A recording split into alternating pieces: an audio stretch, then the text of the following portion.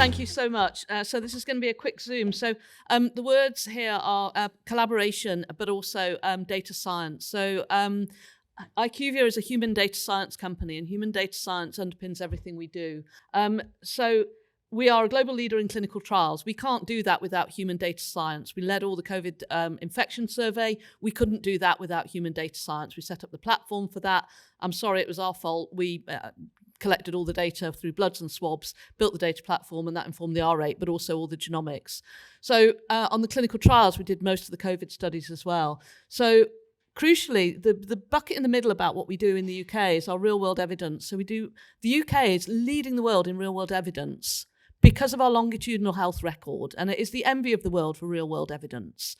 And the case studies I'm going to show you are some really good examples of how we were able to use real-world evidence studies to address health inequality challenges at ICS level.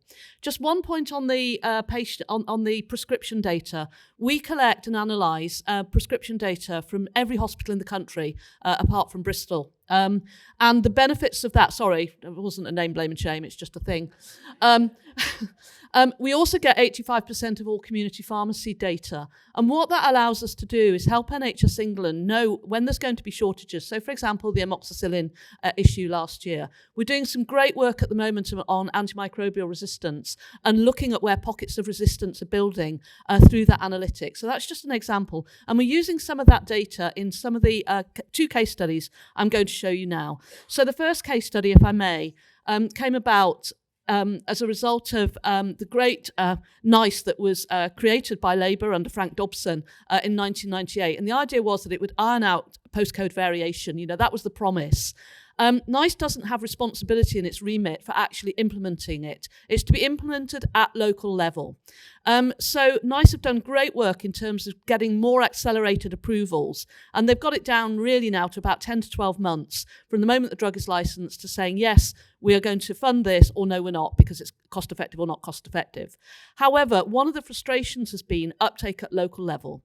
So we were asked to have a look and see how long it took for NICE approved technologies to reach the cohort populations that NICE had approved them for at local level. And if you believe that, you know, the technologies that NICE approves are there to improve population health, and we found using our data that it's taking on average 4 years and 2 months for NICE approved technologies to reach their populations. And one of the really worrying things, as we expected, was the variation. So think back what I said about iron out variation and the postcode lottery about who gets what of the best medicines.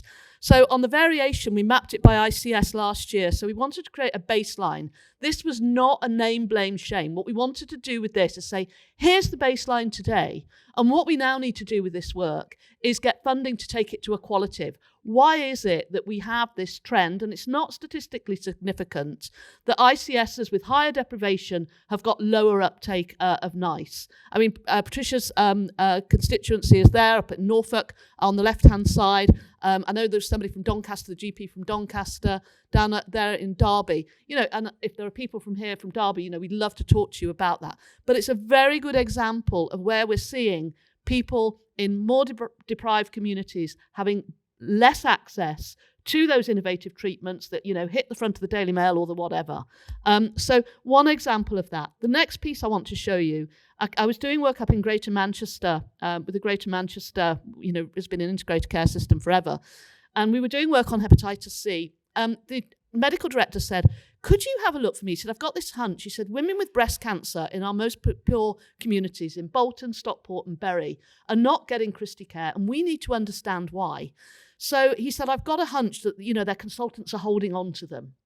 So we brought together a huge range of data sets. We used our hospital pharmacy audit data to look at the prescribing variation. We combined that with HES data, so we could really get into the patient pathway. Then we combined that with the cancer analytics data sets, which used to reside in Public Health England, now in UKHSA. And we got that real deep dive. And what we were able to show was that 17% of those patients are seen at 2 or more trusts before they actually get to the Christie. Some of those trusts, at least 30% of their patients are in the most deprived quintile, and those trusts have a higher proportion of grade 3 cancers at time of diagnosis. And regimens with the most impact on patient travel time could be really improved by home care.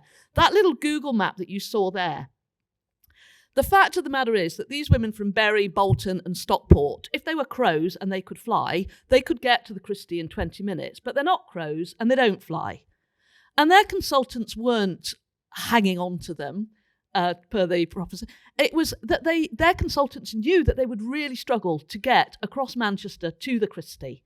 And, we were talking about walking, Claire, earlier. These people couldn't make it there. And you might think in a conurbation, well, why not? They couldn't. That was the fact. So what happened as a result of this was the whole breast care cancer was redesigned, and Christie Care went to these centres. Great example of that. The next one, and I'll finish on very, very quickly, Richard, is lung cancer. We know that lung cancer is one of the areas where we have the biggest inequities. And the challenge there was, again, this regional heterogeneity. And of course, we have the National Lung Cancer Audit, and it's really showing us some really exciting insights. But one of the things it really did call out was the regional heterogeneity and the disadvantages that were still going. So what we did there was we combined HARE's National Lung Cancer Audit and the cancer wait times to look at that holistically. And we built a pathway scoring index that then we were able to work with those centres to say, okay, you've got the benchmark, you're doing well. What is it there? And this involves putting people in, because there isn't the capacity in the system to have those people to go in and ask those questions and lead those discussions. But put people in who know how to do that kind of pathway transformation work and benchmark those and say, well, how can we improve those? And we are updating this pathway scoring index every single year. I want to thank Adam, who's here from VUIT today, because he gave me a great quote up in Manchester. And I want to finish with this. What we're trying to do is work upstream. As Desmond Tutu said, this isn't Adam's quote, we have to, but he used it, stop pulling people out of the river, and we need to go upstream and find out what's making them fall in the first place. So with that, I'll leave it there and hand over to Richard for the panel.